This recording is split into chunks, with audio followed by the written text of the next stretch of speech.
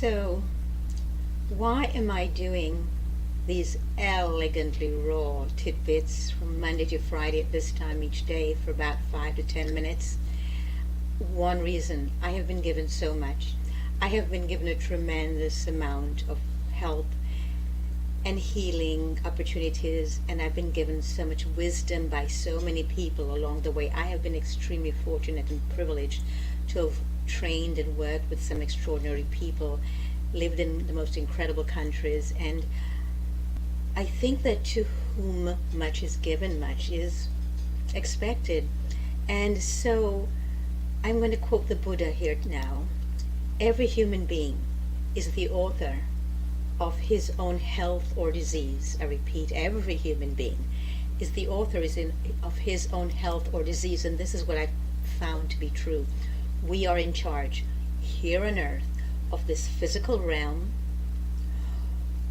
of our mental state, and our emotional well-being. But if we've received a lot of trauma, experienced a lot of trauma as a child, it's been beaten out of us, yelled out of us, shamed out of us, humiliated out of us by others, especially grown-ups, particularly grown-ups, then it is hard for us then to find peace in this world and to really believe that every human being is the author of his own health or disease. We can take all of these traumas, restructure them, and use them for healing. I truly believe that. And that is why I'm doing this series right now with the difference between detoxification, purification, and cleansing. And I'm going to be going back and forth with them on a regular basis because I think it is important. Because as Henry David Thoreau taught us, the price of anything is the amount of life you exchange for it. So I think we need to really start focusing on our lives and what it is that we want from them, rather than just moving along with life willy-nilly and expecting things to happen to us without our own participation in how we wish to tread this treadmill of life. So life can either be a treadmill that leaves us behind, leaves us feeling flattened, diminished, exhausted, tired, depleted, or life can be the most exciting roadway to use and the most exciting maps to use in the roadway to ourselves. We are what we need to take time for here on earth. We need to find time for ourselves. We need to detox, we need to cleanse, and we need to purify on a regular level, because there's always so much happening externally of which we are not aware. So everything affects us, and that's why purification is important. So what's purification? I have put down below here my own definition of purification, which is to make pure. What does that mean? To free ourselves from anything that debases, pollutes, adulterates, or contaminates the body, the emotional body, the physical body, the emotional body, and our mental state and our mental well-being. Anything from which we need to free ourselves. And there are many different ways of freeing ourselves. Yesterday I talked about pujas, how I discovered pujas at a critical time in my life when I was in India, and I was actually treated to a puja, a purification ceremony, as I released it into the Ganges River, and the most incredible healing that occurred for me there, which has stayed with me. And for that reason, I think it's important to let more people know about what is a puja. So I have put here in the ticker below that is moving what the definition usually for pujas is, that's used by Hindus, people who follow Buddhism, Jainists, what exactly it is. So if you read down below here, the ticker that's moving, you'll see the definition of a puja. A puja is usually ritualistic, and it's a worship ritual that is used a lot in India. And now in many places in the world you can find people who will carry out pujas, so you can actually go in your community and find somebody who specializes in helping with pujas. Pujas are really important, I think. I wouldn't have said this before my incredible releasing visit to India. And now I know that that is so. We're only limited by experiences, but we don't have to limit ourselves by them. We can live through the experiences of others. As a child, I did not like reading books that were not biographic. I really devoured biographies. I didn't understand most of it because I was too young at points, but I just loved reading about other people's experiences because I was allowed to live vicariously through them. And I always had this thing as a child to gain wisdom through others' mistakes. I wanted as a child and as a teenager and growing up to learn from other people's mistakes. I think there's so much we can learn from other people's lives and their high points and their low points. And that's why I think that this is important.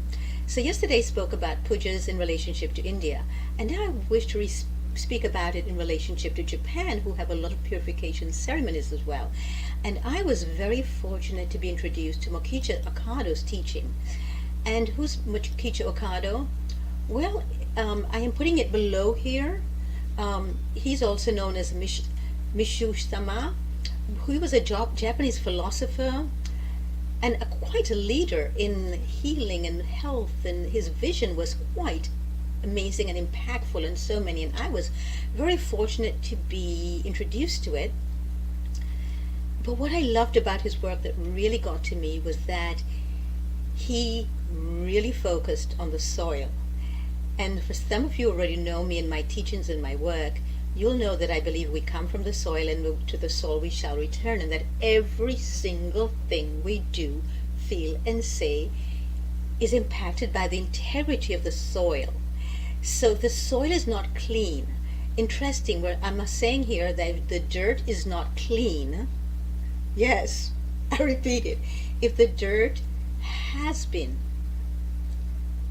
polluted, whether it is by Roundup, by pesticides, fungicides, by herbicides, whether radon was been buried in the earth like has been done in the United States, whether DDT is buried into the earth, that's what we're eating, breathing every single day, and touching. One of the things that I teach my clients is what in Japan is called forest bathing, which is to go out into the forest, spend time in the forest, and just be with yourself. You will find that the forest is you and you are the forest. And this might sound like ridiculous nonsense to many people listening, but until you try it, you never know. I ask them to also go and lay down on the cleanest earth that they can find, the cleanest dirt or dust that they can find. Yes, clean, meaning devoid of pollution by these pesticides, fungicides, and herbicides, and all the things, the damaging things we do to the soil. And just lay there, and you can usually tell where the cleanest, because it's where the animals will lay down as well. And so, especially, I'm talking about the animals in the wild, not the domesticated ones, although that does remain with them, and you'll find them searching for things like that when they go outdoors. And one of the things that I am inviting you to do is to reclaim your connection with the soil.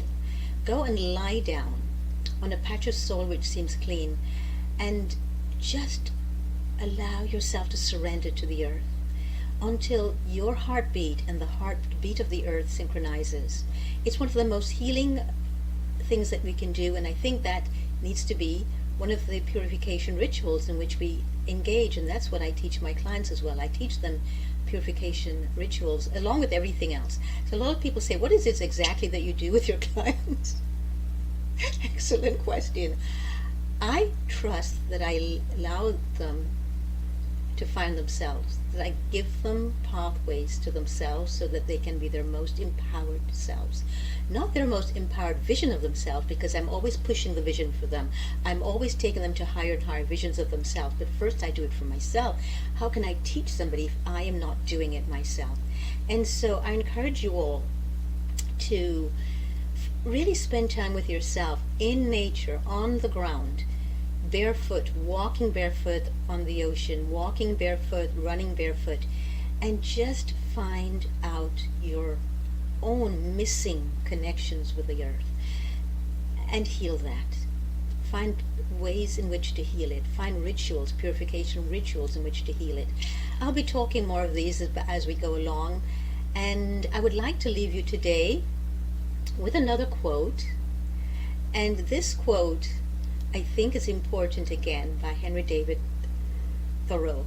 The price of anything is the amount of life you exchange for it. So some of you, the price might be that you give up time watching television. Hip hip hooray, I say. That's one of the most important things, unless you're watching shows that really inspire you to live more fully and to live a life that's very impactful, and that you can actually say, I have lived.